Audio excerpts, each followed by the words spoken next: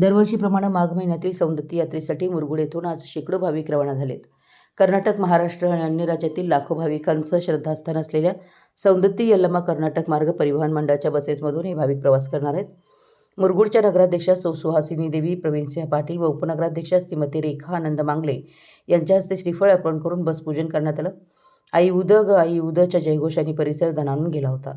ताशांचा कडकडाट आणि पारंपरिक वाद्य यांच्या तालावर भाविकांनी शहराच्या वेशीपर्यंत नेण्यात आलं. यात्रेच्या शुभेच्छा देण्यात आल्या. देवी रेणुका माता येथील पंचक्रोशीतील हजारो भाविकांचं श्रद्धास्थान आहे. यावेळी मुरगुड शहरातील नगरसेवक व नगरसेविका आणि नागरिक यावेळी उपस्थित होते. मराठी एस न्यूजसाठी मुरगुडहून सर्जेराव भाट.